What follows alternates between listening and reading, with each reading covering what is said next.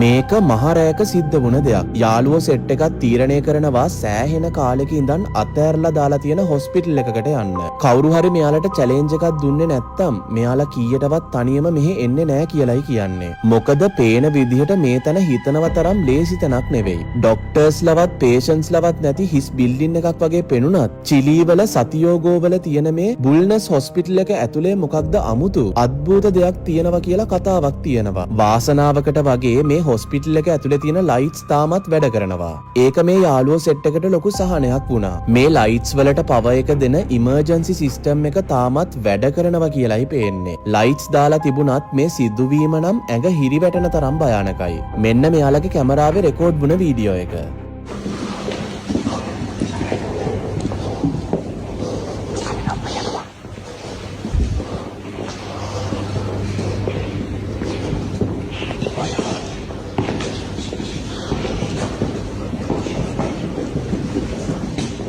Familia estamos aquí en el hospital Felipe Bunne. Son las... ¿Qué hora es, familia? ¿Qué hora es? La 1:08. La 1:08.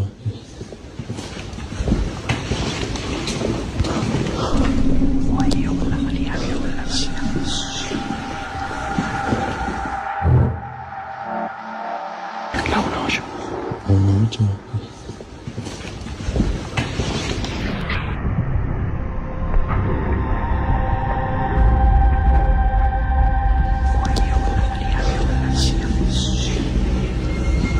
ඒක ගොඩක් ඉක්මනින් සිද්ධ වෙන්නේ. ඔයාලා ටිකක් අවධානයෙන් බැලුවොත් යාළුවෝ සෙට් එක පහු කරගෙන යන අමුතු හෙවණැල්ලකට සමාන මිනිස්සෙක්ගේ ඡායාවක් පේන්න තියෙනවා. ඒ වෙලාවේ කාටවත් ඒක පේන්න තිබිලා නැහැ.